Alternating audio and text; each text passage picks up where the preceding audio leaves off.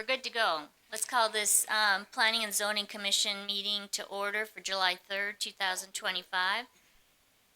Roll call, please. Megan. Brian. Brooks. Here. Rob. Alyssa. Mike. Here. And Barb. Here. We have a quorum. Okay. Do we have a motion for approval of the agenda? No, I'm so moved. Bassett, second. And a motion and a second to approve the agenda. All in favor? Opposed? All right. Then the minutes. See any changes, corrections to the minutes? Tote second.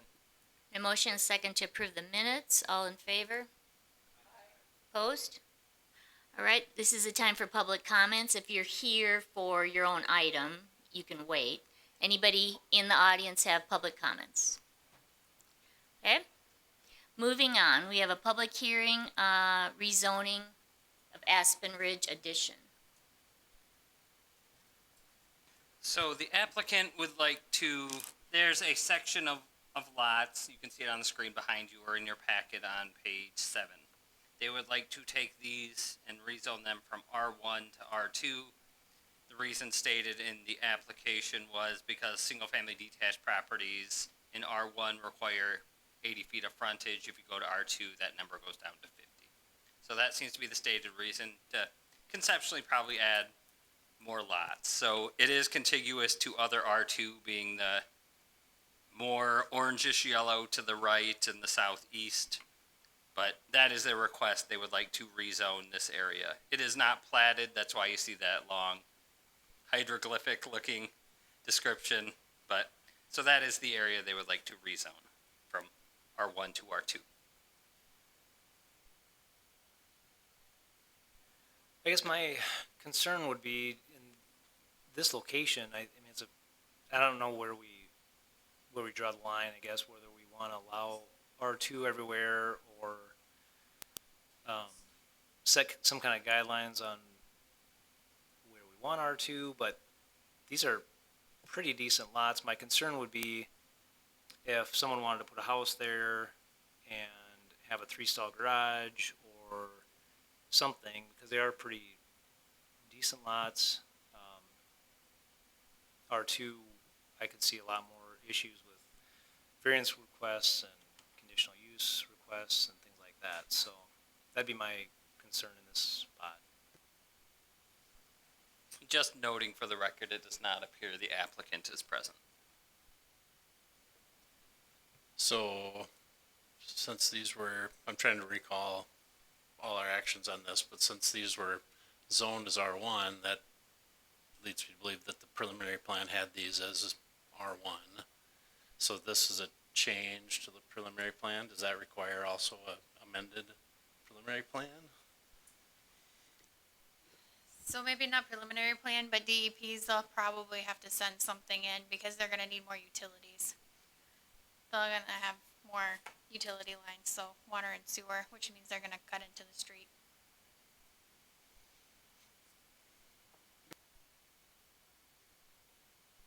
It looks like he's going from 7 to 9 lots. So instead of having 7 houses on 7 lots, he will have 18 houses on 9 lots, or 18 dwellings on 9 lots.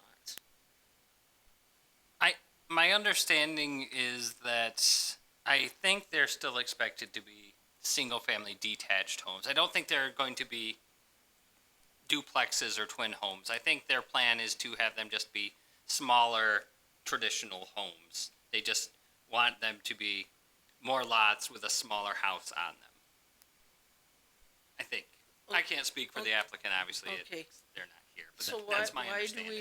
do we need to go from R1 to R2 if they're still gonna be single family homes? They would like more of them, I imagine. Lot size, I suppose. Lot size. In R1 is 80 feet of frontage, R2 is 50. So you gain potentially some buildable room for more.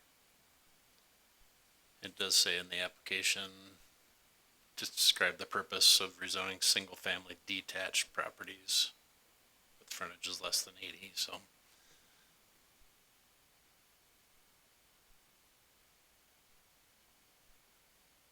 And it's hard to see when we're just looking at picture on a piece of paper, but that one, up is north, right? On this, Correct. the one where the red line and then the dotted line, that looks awful skinny to me. That would have at least 50 feet of frontage.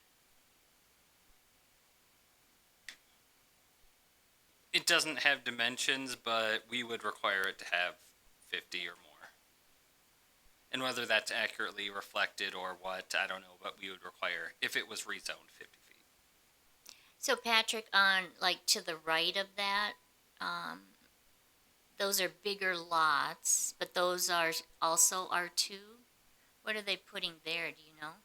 Correct. I don't know. I know we have some twin homes further south. I think start to finish is working on a twin home, but I'm pretty sure that's further south of Bergen Circle. I think it's along the main east-west drive in the development. So I'm not exactly sure.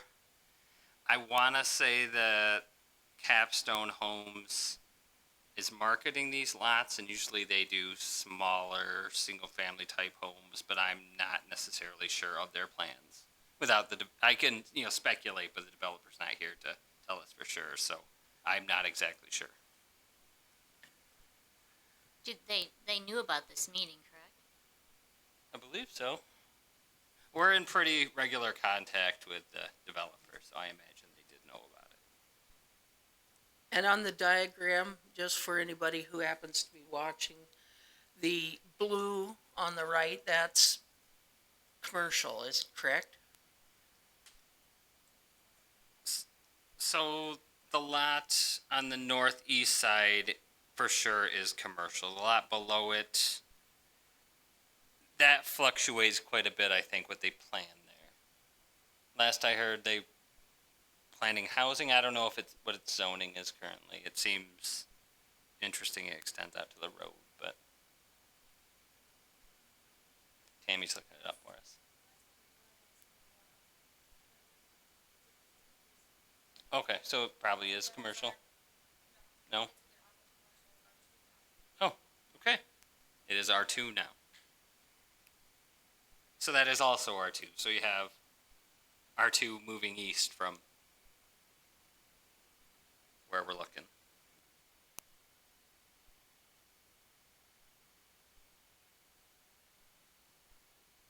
East of Country Club, south of Alexis Street. That general business is no longer there. I don't remember, but how far does the R2 go south on this? I don't know if, does it stop at, I don't know what that through street is.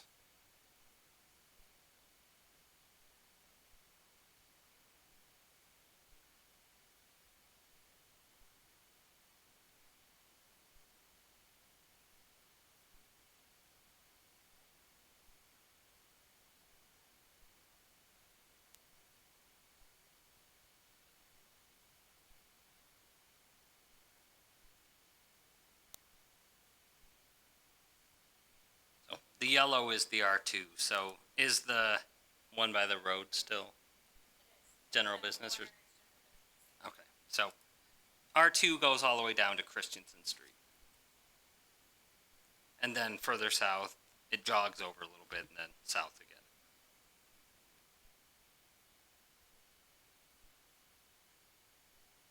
But the dark gold up in the right-hand corner, that's R1?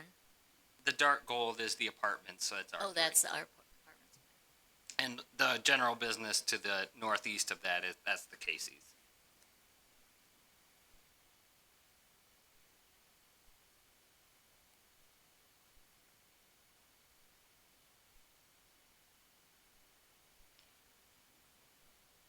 Okay, so he says on his application that he wants to build single-family homes, single-family detached homes on these lots. But if we rezone it We cannot hold them to it. right, he might change his mind. It'd be helpful if he were here. That'd come up when they're actually platted, I suppose, and then when they're platted individually, that would limit the uses then at that point because of size, I suppose. So if you wanted to do something bigger, you'd think the plats would have to be something that would draw attention, so.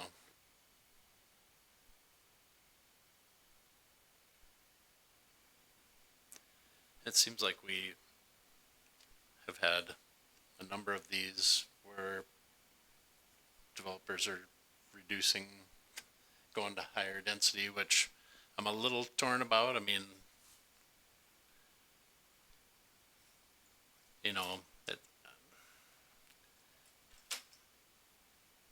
we need different kinds of housing, but I just feel like we see a lot of these where later on they change and try to squeeze more lots into an area, but it's also adjacent to other R2. It's also near the kind of highway there, the main drag, so I guess it's probably not the worst thing, but And for, just to clarify, Patrick, for single family attached, so a twin home, they only need to have 25-foot wide on R2, right? I believe so. So even at 50 foot, they could still put a twin home. So just to clarify that, they wouldn't necessarily have to have a bigger lot when they replat it. And what Mike said about maybe a higher possibility that there would be variance requests and as these are being built. There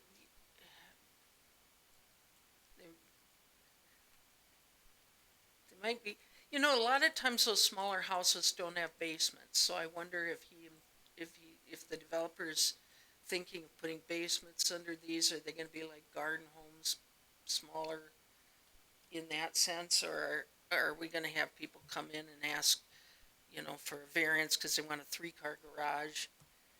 Stuff like that. Well, It just, a lot of capstone homes are even 2-story homes. They do a lot of smaller 2-story homes. They don't take up a lot of square footage. Yeah, but they can certainly do a 2-stall garage, and they can make them fit on there. They're just,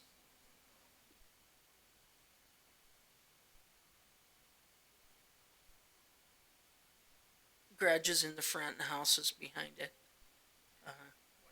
They make it, yeah. And so then if the house is 2 stories tall, then you can get your square footage in your house that way.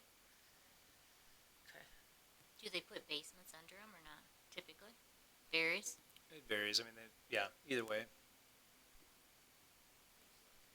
Looks like a lot of these are split foyers to me, which is fine. I'm just saying, just so they would have a basement. And certainly not all of them are 2 stories. I'm just saying that I wouldn't assume that a capstone house is a villa. Yeah. That's all I'm kind of clarifying there. I know the applicant isn't here, but is anybody else here to comment on this? Or probably not. What is our city engineer's position on this?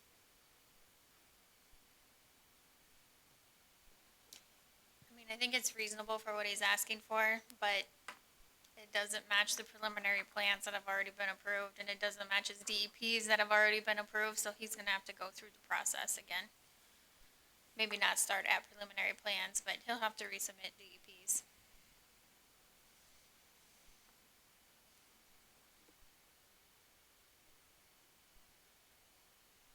And I certainly don't have any problem with smaller homes, or anything like that. I just don't know where we draw the line on these developers that are proposing R1 and then they go to R2 on everything, because it's happening a lot. So I don't know where we draw the line on that, but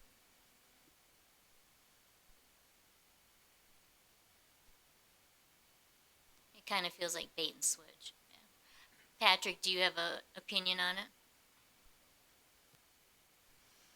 I don't. I get that it does meet the contiguous element. It just depends on as a public policy perspective where you want to draw the line, because conceptually you could allow these, and then why wouldn't you allow it to wrap around more? And it depends on how much do you want to preserve the R1. Well, that's what I was asking, how far it went south.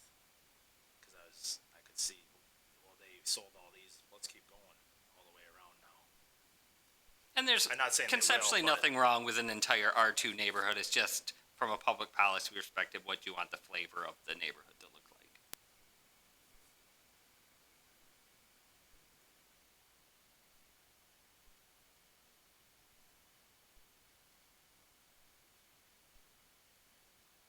Well, what's their option if the commission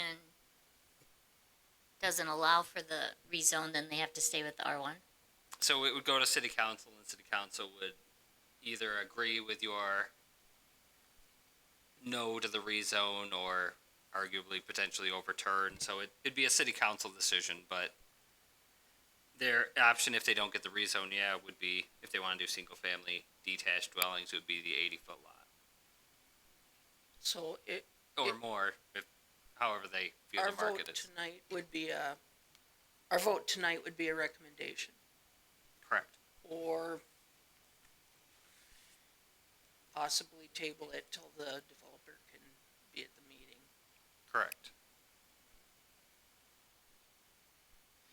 I guess one other thing to throw in there, they'd be going from 7 houses to 9 houses on a curve. So you're adding 2 more driveways on a curve. I don't know if that's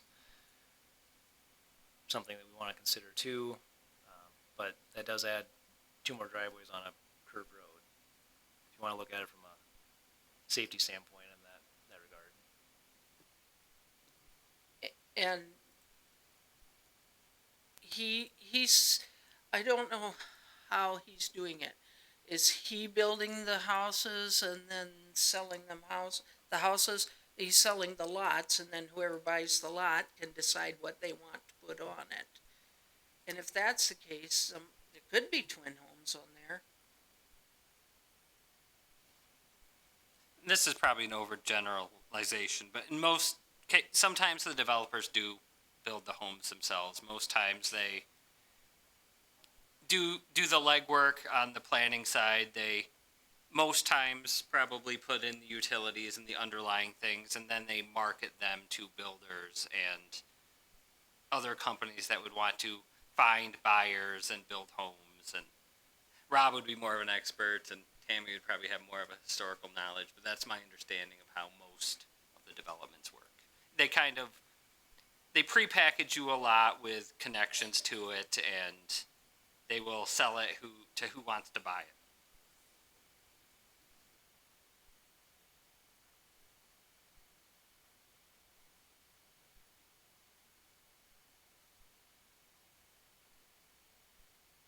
Well, if we wanted more information, we'd have to table it.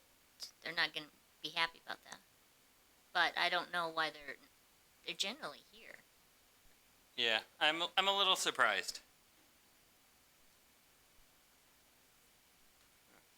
So, yes, that is kind of the option. You can table, you can make a recommendation one way or the other with kind of the hope maybe he'd go to city council and be there to answer their questions. I don't know. However you feel comfortable doing it.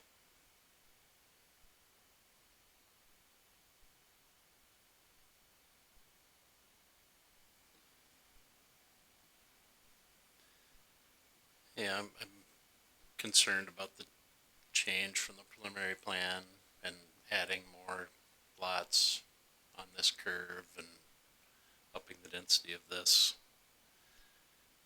kind of later in the game here. I guess I'll make a motion to, how do I say this? To recommend that the council not approve the rezone. Totes second. Okay, we've got a motion and a second to recommend to not approve the rezone. Any more discussion? Now, if we do that and council upholds it, then what does the developer do? Can they bring it back? I mean, I think a rezone may be one of those that where we have the 6-month wait period, but I will find the language. I'll dig through the code. I believe it's the 6 months, but we'll find out. I mean, do you want to do that, or do you want to just push it off until we hear from them? I don't know that that's going to change your mind.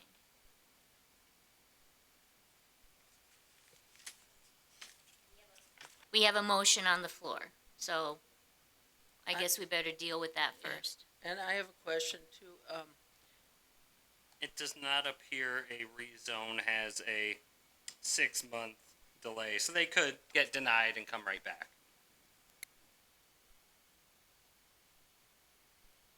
So if we vote to recommend do not pass, then if he does come to the city council, that's not an appeal or anything, is it?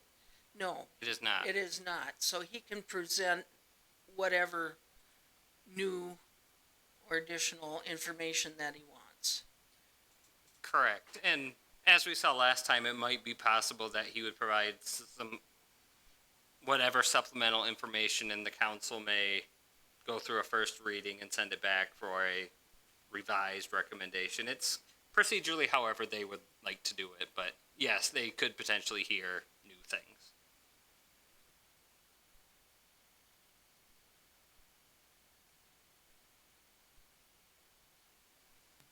And I think just for discussion, we've also seen in the past, I think the council has in at least one case also sent something back to us. So, I mean, I think there's multiple options here. All right, let's go ahead and vote then, unless there's more discussion. The only thing I was gonna add, the last meeting, Patrick mentioned that Robert's Rule of Orders, we should have things in the affirmative. So I'm wondering if we wanna change the motion to approve and then vote against it. So you can change the motion, but you would make the motion to, isn't that right, Patrick? Isn't that kinda how you stated it? This one's a hard one because it's a motion to recommend to not approve. So is that a positive motion about a negative thing? Yeah. Yeah. If we, I was Whatever just your trying to preference is. Yep. get things in the right order versus voting, Yeah. but we can keep it this way, that's I fine. don't have an interest in making a motion to recommend approval, so. But then you can vote against it, so. Well, I know, but Yeah.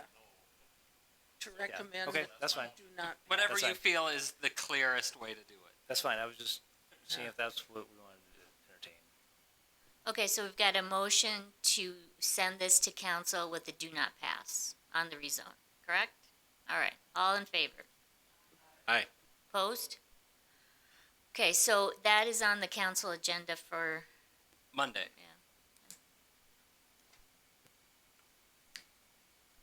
okay, going on to, rezoning on Christensen Street. So next up for rezone is Christensen Park. That is the green box between the R2 and the R1.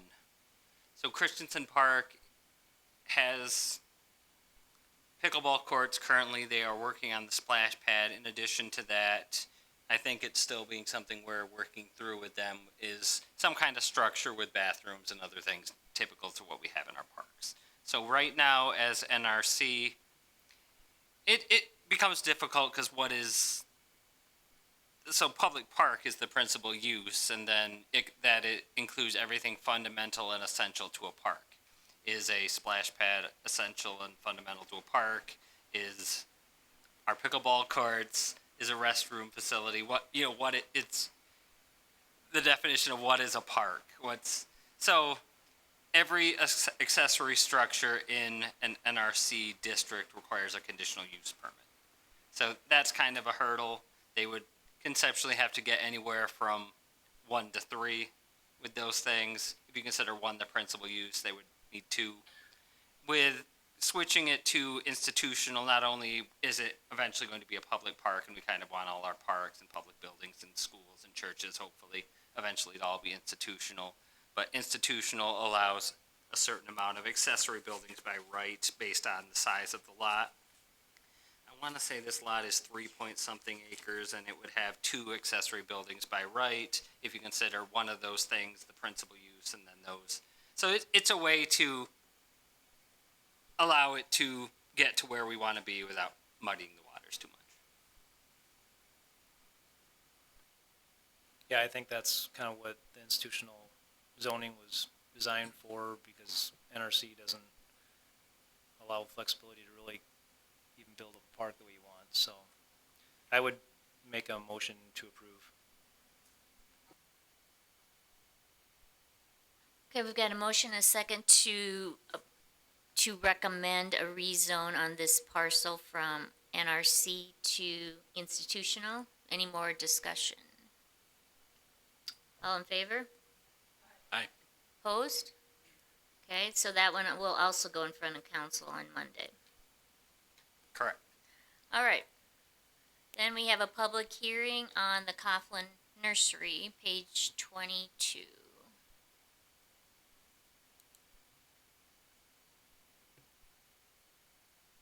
So this is something we've worked on for a little while. What creates this as a necessity is the desire to start the construction of a house south of Oak Ridge Nursery and west of the existing house. Right now, the thing holding that up is in order to approve a plat, it can't create nonconformities. There are some hoop structures that would go across that property line, so we can't approve it because that would create nonconformities. So we're trying to find a way to make it work and allow them to build a house and move on with things, and this seems to be the way to do it. This just applies to the lot that would currently house Oak Ridge. They would build the house. We're working through a way to plat off the existing house so they can work through their transaction with it and a lot further south. But this just covers the lot that is currently Oak Ridge, and it would allow that second house to be built once it goes through. So that is the proposal. One thing I wanted to run by you all is if we include the internal references, all relevant standards within chapter 1515 applicable to whatever district with the uses, do you feel the internal citations is that just redundant? With the sign regulations and the off-street parking, is that just, is all that language just redundant? Is it just taking up extra space in the zoning code? Are we adding useless pages just to have them? But, so that is the proposal. It bases the front yard setback off of the frontage. So Split Rock Boulevard, then Sioux Boulevard, then the access easement. So it prescribes the frontage that way for that lot and tries to keep, we did amend the lot area from the last one just because we do want to allow them to eventually be able to plat off the house if they want to. So that's why that number's different. But so we do have a representative of the applicant here if you have any questions about their plans or the process or anything like that.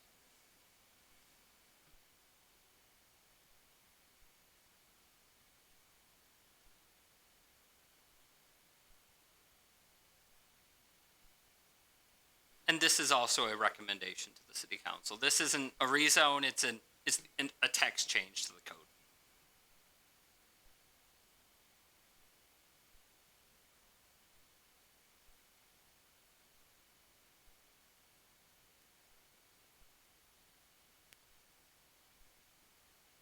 And staff has been working, you guys have been working on this for a while. We're trying to find a solution that allows them to get done what they need to get done.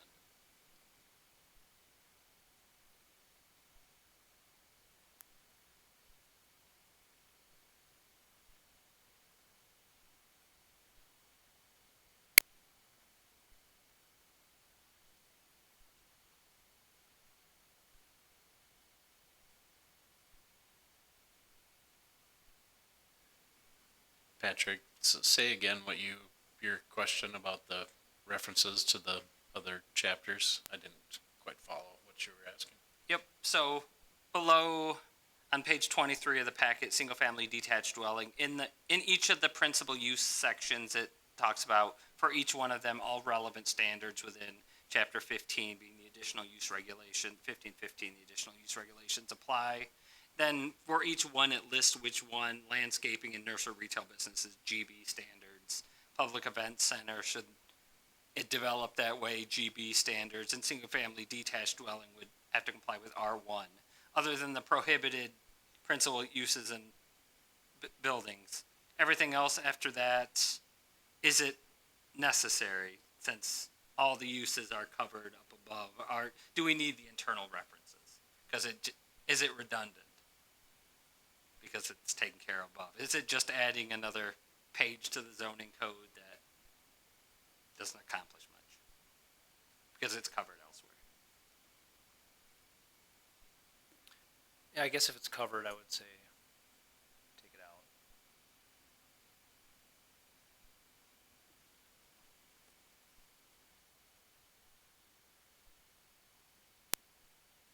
And the big thing to note otherwise from the last one, we talked about sidewalks.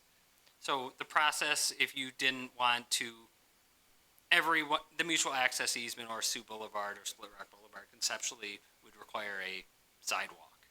If you wanted to not do that, you would have to make a request to the city council for an exemption.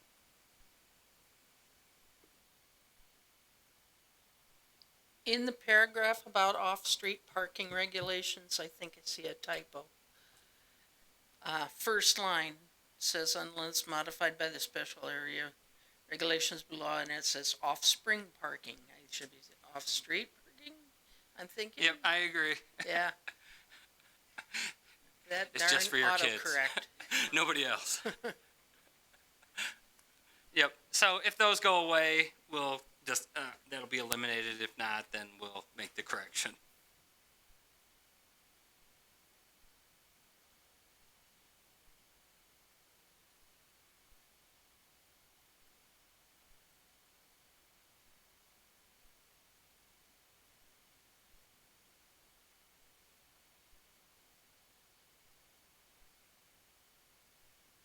So kind of so assuming this moves forward, the second portion of this is the actual rezone to it.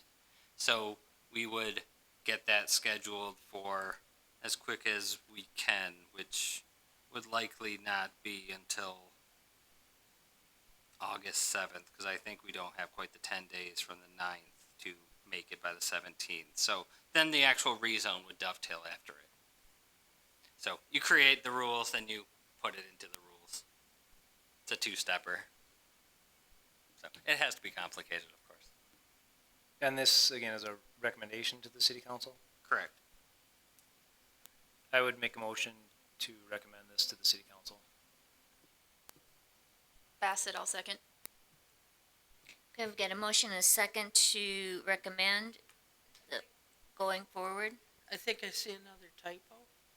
Under the lot and yard regulation chart there, the first sentence under it says, as shown on the table above, SRB shall refer to Split Yep. Rock. I see it. Okay, Yep. So the second one would just be SB. I will make the change for the city council version. Good catch. Okay, so we've got a motion and a second. Any discussion? I'm gonna recuse myself from voting on this, or recommending it, I should say. Shoneman's recusing himself. All in favor? Aye. Opposed? Okay, next step. Head to the lake. Yeah. This will also be on the city council agenda on Monday. And they meet at 6 o'clock, so a little earlier than this meeting. Thanks, guys. Okay, interstate, signage, Patrick? We have to talk about And we're back. signage. And we're back. Is this what we deferred that one time when we were here for 3? So the interstate signage, we had scheduled it as a public hearing. It was brought back out of public hearing for a discussion on, did you want to discuss modifications to sign area in the overlay above and beyond what GB would allow?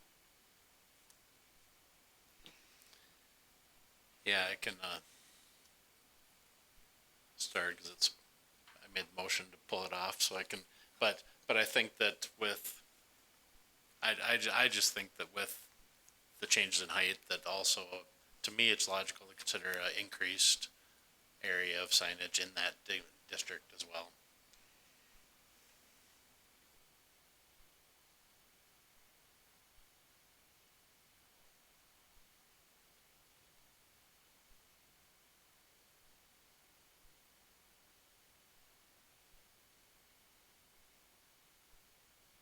Okay, so I just handed this out. This was just something I was thinking, and I thought if I handed this out, it might make a little bit more sense. So, the city council approved a sign of almost 600 feet up to 90 feet high, 600 square feet in size up to 90 feet. And my thinking was, I know they don't set a precedence by allowing variance, but in practicality, if another business comes and they want a large sign 90 feet high and they're in the same district, it'd be really hard to make an argument that they can't do that. And at the same time, I don't think that we want to let that be a free-for-all through town, so I think we want to include that in the overlay district. So my thought was, if we allowed a maximum height of 90 feet and allowed up to 600 feet, but that has to be above 70 feet. So 90 is the ceiling, and but you have to be over 700 feet or 70 feet in order to get that. That gives you 20 feet to build your sign.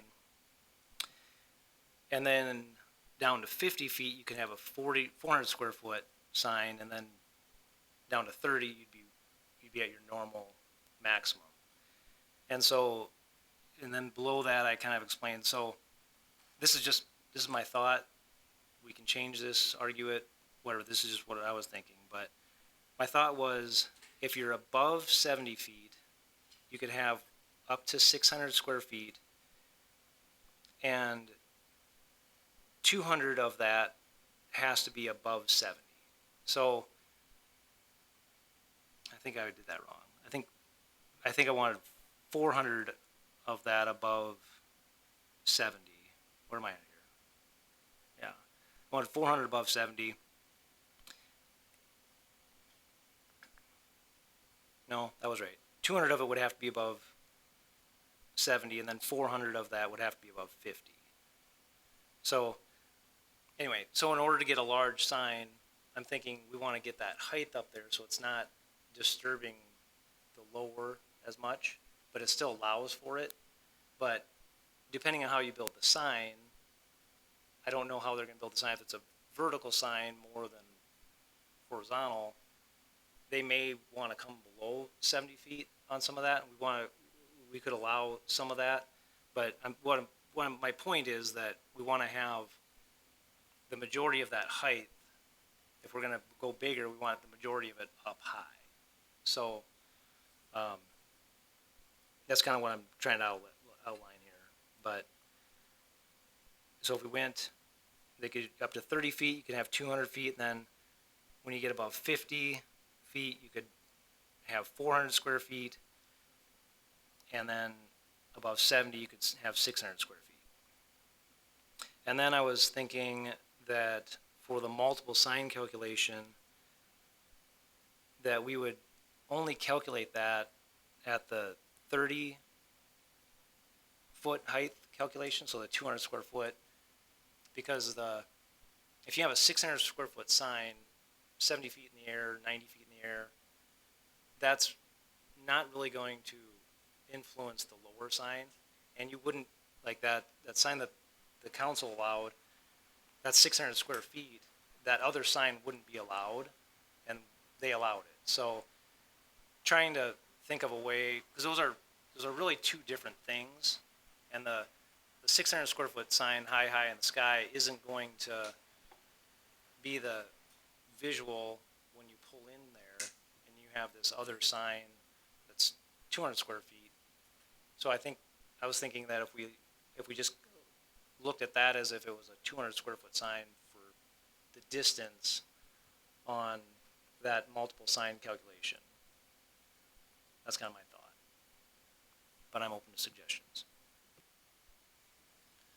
So to say it super simply, you're trying to lessen the impact of the the largest signs at the ground level and to the general passersby, just in Brandon, or even houses that are relatively close, or stuff like that was part of your thinking? Yeah, that was my thinking was, if we put them high in the sky, it won't have the same impact as if it's, at 30 feet high, you have a 600 square foot sign. That's pretty blunt, I guess. And, but you put it 90 feet in the air, 70 feet in the air, that wouldn't have the same impact. And it kind of falls in line with what Quickstar was doing. So that would kind of, it would fall in line with this idea, whether or not that's what we want to do or not. But if we wanted to kind of fall in line with what council was allowing in that district. Now, the only thing that we want to think about with this overlay district, that overlay district covers everything along the interstate. Do we want 90-foot high signs all along the interstate that are 600 square feet big?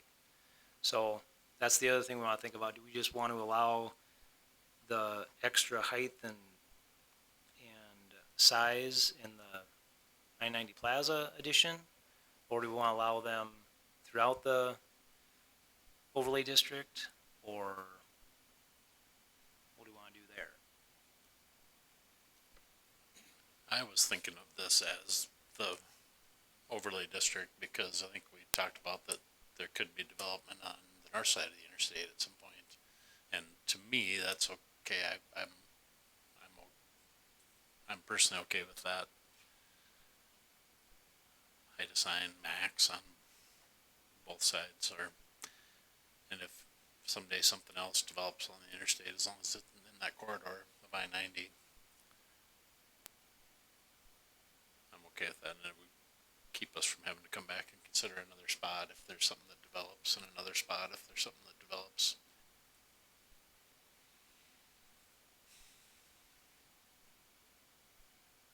So, Mike, are you saying that it could be 600 plus the 200 then?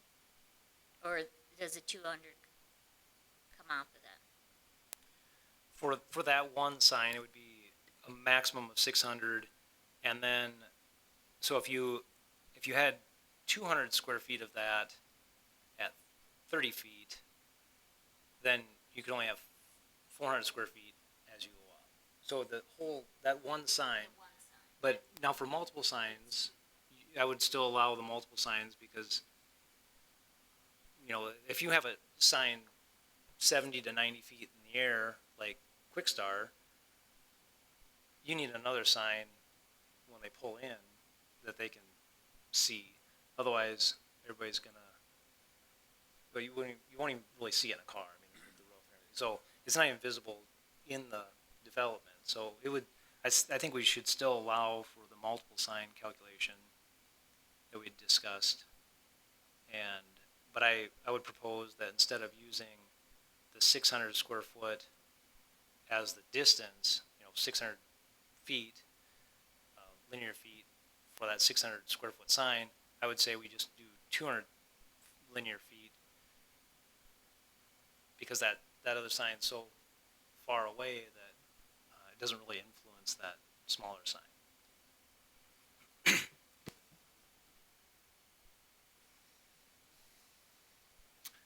I like a lot of things about that, and thank you for doing that work. And the one thing that comes into my head is if we don't have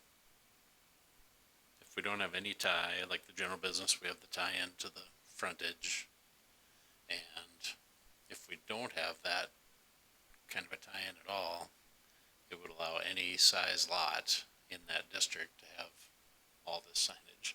So I might still want to build in something with frontage, because otherwise, I know it's probably one lot, but say the strip mall that has been built in there, the Jimmy John's, if that was a single lot, like they could put up a 90-foot high, 600 square foot sign. So I might still want to do something with. Well, we did have verbiage in there for height and size with distance to the residential. I was thinking it was like, was it 3 feet? For every 3 feet you went, you could go up 3 feet or something like that. Or for every foot you went out, You could get go up. one per 3. Yeah, 1 for 3. I was trying to think. So, at 300 feet, you could go up to 90, which is what we were kind of looking at that lot to allow for that. So Jimmy John's wouldn't be able to put up a 90-foot sign because they're too close to residential.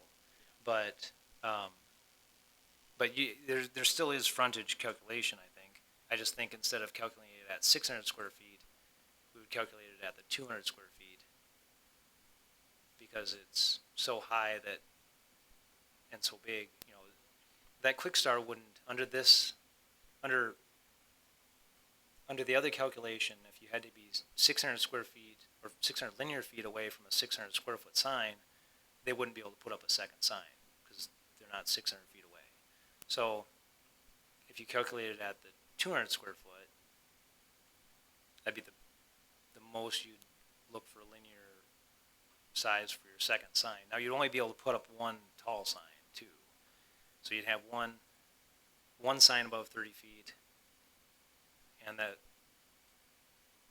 would be, 200 square feet away from your additional sign. So you'd still have a calculation in there. It just, instead of calculating it at 600 linear feet, you calculate it at 200 linear feet. So you get a little bit of a break because it's so high, is all I was thinking.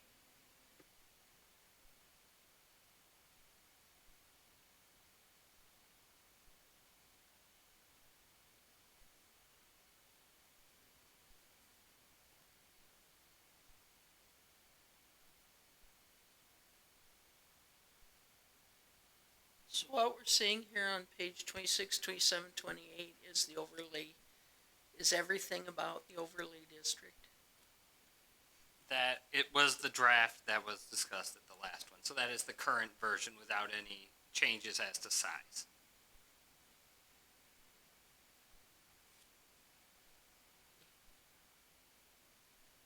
So what we had before was you could have 1 square foot of signage for every foot of frontage, up to whatever, and then it would change.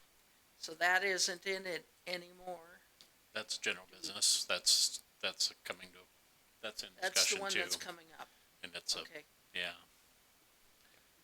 And the Right. general business one, I think the direction we had is just to keep them together. We don't know if we'll make any changes to it, but just to keep them moving together. So we may not have any discussion on that. I don't know, but it's in there just to keep them together. Just throw it out there, but I was thinking of that general business draft, and you said that is in here, Patrick? Should be. It should be Okay. the last thing in the packet other than Page building 29. permits. Yeah, I just scrolled too fast. I thought I was still on the same item, so. So,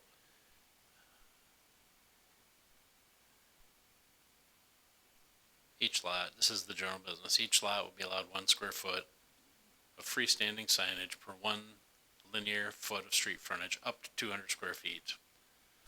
Lots exceeding 200 square feet of linear frontage shall be allowed an additional square foot of freestanding signage per 2 linear feet, so it reduces after that. So, that being in the general business, one of my first thoughts with the interstate signage overlay district was to start with something similar, but just to simply use 1-to-1 and not have the reduced part as a total maximum. And then we could still maybe have something in about the height of where you use that, because I do like that idea to have the most impactful signs higher up. So I don't know what anybody thinks of that. I don't know that the interstate overlay district would need more than the 1 to 2 on the second sign, though. I think that would still give you plenty of frontage to do your additional sign if you don't calculate the tall sign at more than the 200. Well, so if the tall sign, you still, you can't build another sign for, or you need, okay, I can see what you're saying. So you'd still calculate that at, you'd still need 200 square foot or 200 linear feet to build a tall sign. But then the additional linear feet, if you had another 200 feet of frontage, you could still build 100 square foot because it's 2 to 1, right? Yeah. So you'd have your tall sign, and then you could have another sign.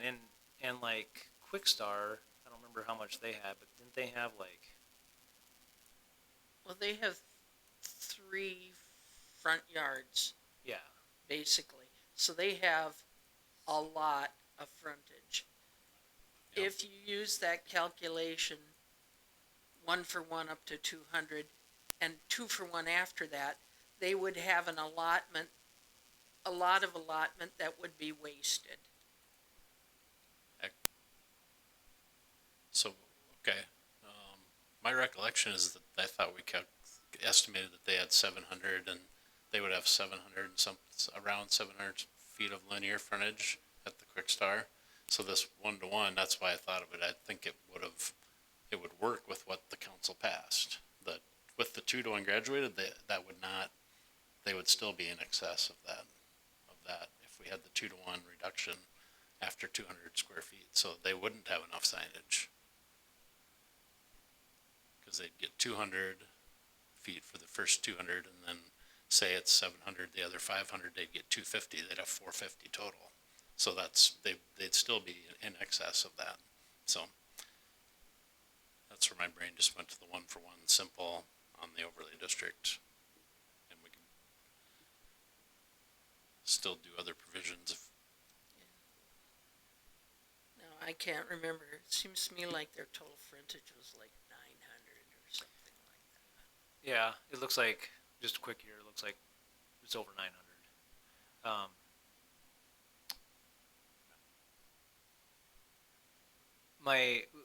What I was looking at though was with the tall sign, you wouldn't be calculating the total. So if it's 600 square feet, you'd only be counting that as 200 square foot. And then the next sign, so your way would work fine though too. It might be easier because then not everyone would be able to put up a 600 square foot sign too. So that's a good way to kind of limit that for the bigger lots that are going to be the kind of the cornerstone businesses there that would have more opportunity because they'd have more frontage. That follows. I like that. I'm fine with that.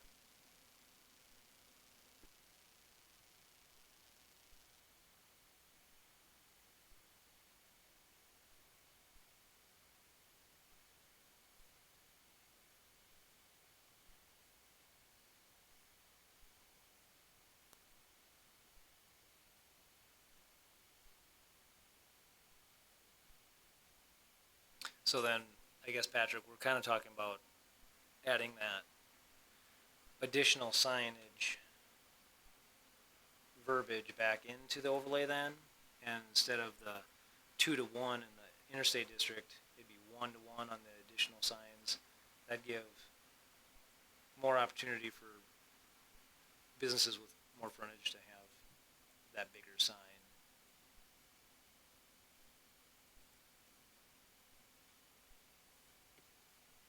Sounds good. So just to keep things moving, at this point, I imagine I probably won't work on it until at least Monday, since we have the time off. So I'll go back and listen to the tape. We'll try to come up with a worded draft to discuss next time. Is there anything anyone else would like reflected in that, or do you just want to come together with a draft from what we've talked about, and we'll sort it out? So, Mike, if you go by frontage, do you want to put a maximum on there? I mean, if you go 1-for-1 and there's 900 square feet, could they potentially have 900 square foot or nine? Well, the council approved, I think a Is- 200 square foot sign and a almost 600 square foot sign, so it's 800 and, you know, so they almost used up this whole allotment. The whole lot? And so, Just go by the I foot don't think frontage? yeah, I think if you just went by frontage, I think that would, but they'd only have, I would say one, you know, limit one large sign, one sign above 30 feet, per lot. And, so if you just limit one sign above 30 feet per lot, that limits that extra big sign too, because you only get it if you have tall, so kind of limits it by itself, so I think something like that would be fine. Like if that lot to the east would be all one lot towards the pond, the frontage on that's like 750 feet. About, just so we know if, cause I know he's talked of things coming there, but.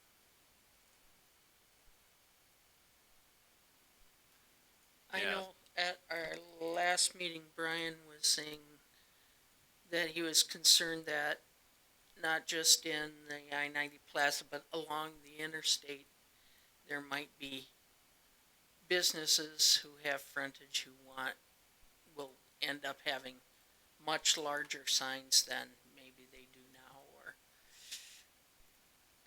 and I don't know, I don't know how many existing businesses along the interstate have lots and lots of frontage. I don't know. I mean, the one for the Quick Star is unique because it takes up a block wide and it's on the end of the block, so it has 3 front yards. How would we look at the lot to the west of Quick Star's lot? Is that 4 frontages towards the interstate? If it would be all sold as one lot, I would say. If I it would wouldn't be. think that we would consider the interstate a frontage. I would really be, I don't know, I guess I don't know, That's a My good question. default is that if the interstate could potentially probably be a frontage, we'll look at the definition. I imagine the definition was not written to account for it, but the definition is the side of a lot abutting on a street. So would we consider the interstate to be a street?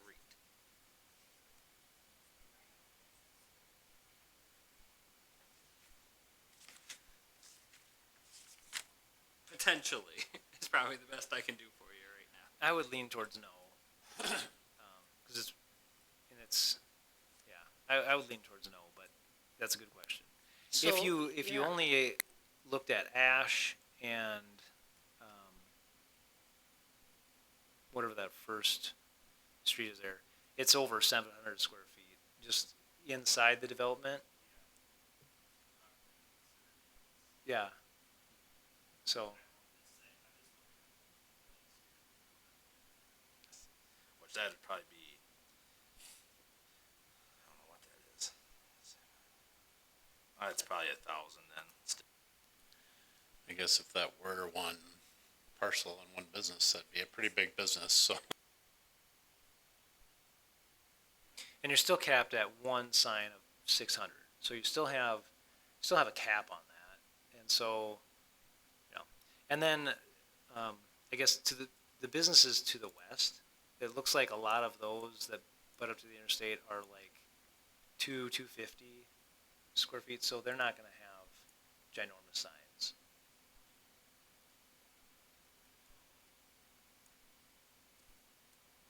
Yeah, Well, the layout there doesn't have a lot of frontage. But on the north side of the interstate,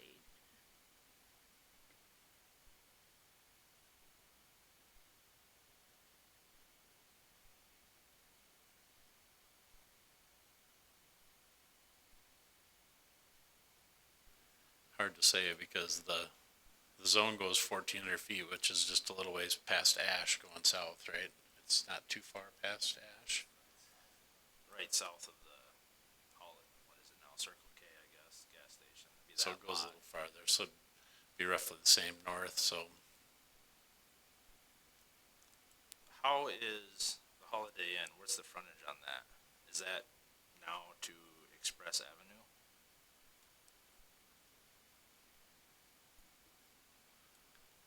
If we do not consider the interstate to be a frontage, it would be the extension of probably Ash Street around. Does Ash Street go the corner, or is it Express? It's Express. But are they gonna get? I'm just looking at the future. If they would put up a new sign, are they gonna get pinched for frontage because they don't have it like other hotels in the area? I mean, are they? I don't. Just looking at it. The Quality Inn is probably the one with the smallest frontage. Yeah, then you have our little city conference center over there that has 0.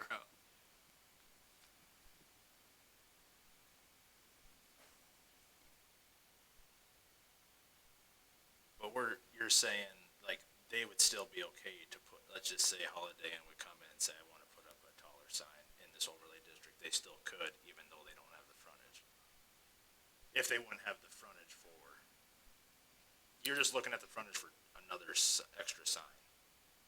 Well, to get larger, you can still go high without going large. I don't know what we would look at for square footage for frontage wise. I agree with that, and I'd be hesitant to consider interstate as frontage. I don't know, it just seems weird, but that's where their frontage is at. So,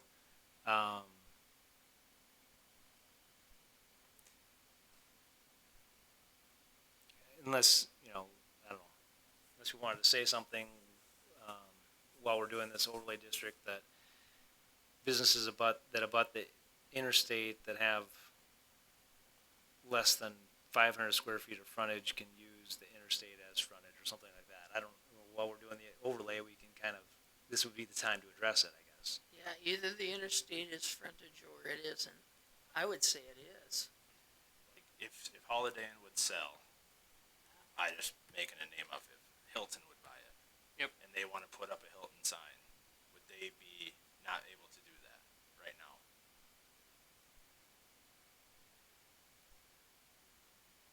Would they be able to replace that Holiday Inn sign and put a Hilton logo in there or something? They would, as a non-conforming sign, they'd be able to replace its face. Whether they would be able to go taller or larger, we would have to evaluate, but they might be limited.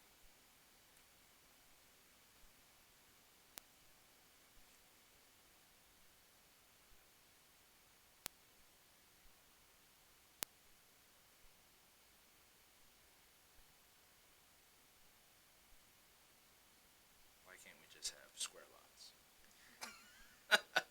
Perfectly square buildings, perfectly square lots.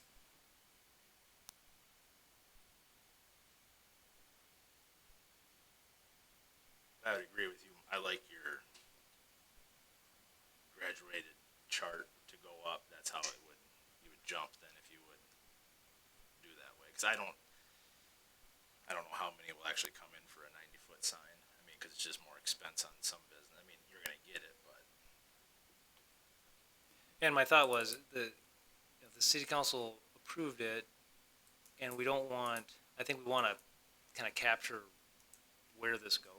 So if we're going to say that it's allowed in this district, then let's make it work, I guess. But I do see that a sign that's 600 square feet, 90 feet in the air doesn't have the same impact as a 600 square foot sign that's 30 feet in the air. So if we're going to say you're going to go big, you can, but you gotta get it up there,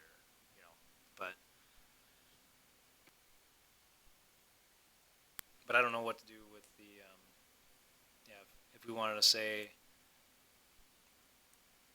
if we want to spell out that the interstate is considered frontage, then my concern is, are some of these businesses, and I-90 Plaza that have a lot of internal frontage and then the interstate frontage, do we want to put there kind of is a cap, I guess, on the square footage, but, or on the signs, but. Because I guess even if you look at where the tire shop is going to go, and they've kind of already said what their signs are going to be, but they have like 1,300 square feet. So if they had a 600 square foot sign, well, no, the two inner lots, they have like 800 square feet. So if they have a 600 square foot sign and a 200 square foot sign, it's about as much as they could do. So it kind of limits itself. Okay. But do we want to explicitly say that in the I-90 overlay district that businesses that abut the interstate's considered frontage? Do we want to say that or no?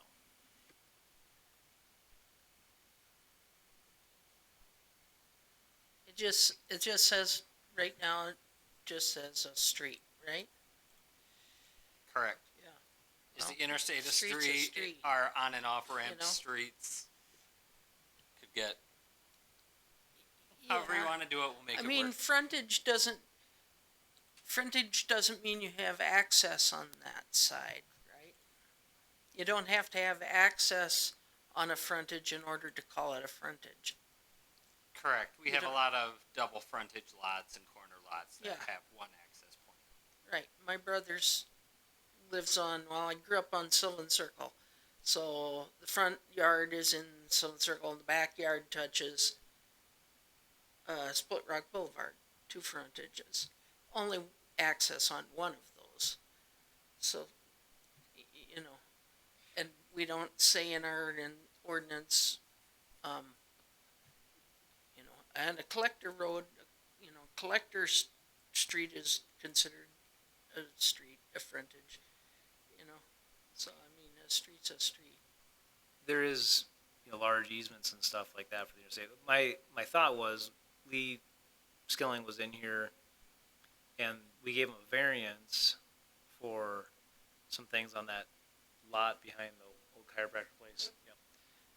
Because we weren't calling Redwood frontage.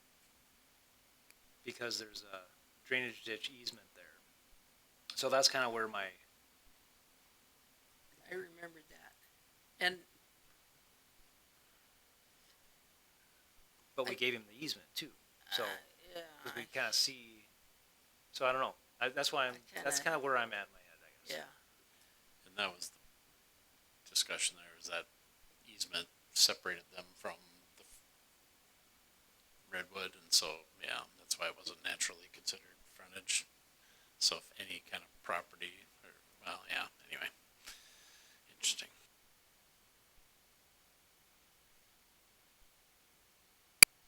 Any comments from staff? Nope, we're just listening and learning and coming up with what we can write up for you and present to you next time.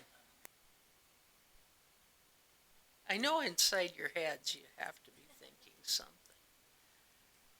Writing it up will be better than the 4th of July.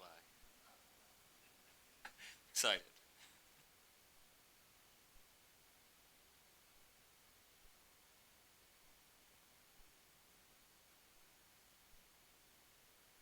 Okay, do we have any more information that we want to provide them?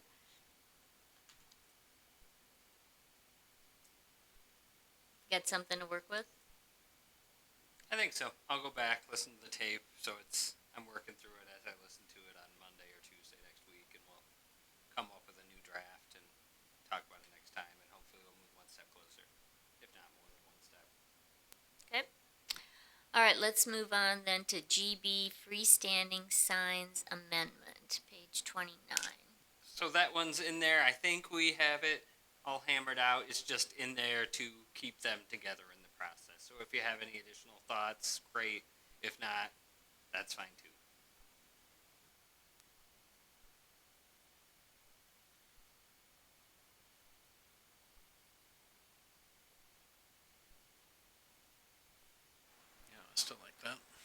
draft. We wanted to say additional square feet, 1 to 2 or 1 to 1. Personally, in the business districts, I like the reduction, the 1 to 2 after 200. If you had some development that had a really, really large business, they could still get a good amount of signage, but it would just not be the same as what we just discussed on the interstate district where it's 1 for 1 in Yep. forever. I understand. Does this say anything about, no, it doesn't seem to, about how many signs are allowed? Or Your Or do we amount care? allowed would probably be dependent on the amount of sign area you have and spacing them out. It does. I don't believe it has a. You can only have 2 or 1 per frontage, or it doesn't have a cap. It's how you allocate the signage you have. And in the middle of that section, there's the separation distance that kind of, I think, kind of tackles that. We kind of went with not limiting the number so that if you had have a strip mall, each business could have signs right in front of their business instead of, you could have a larger sign with, yeah, but if you wanted to kind of have your own little sign out there to kind of market your business right there, you could have one parcel with 10 businesses, you know. Give them flexibility to choose fewer larger signs or more smaller signs, yeah. I like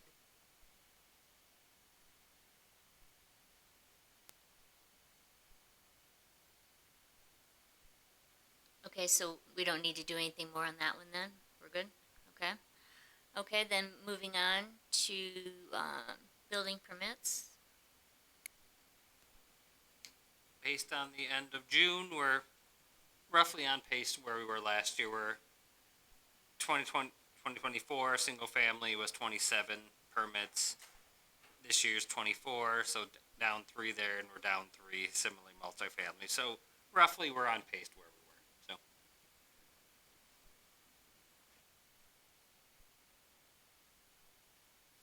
So Okay, do we have anything else for the good of the cause?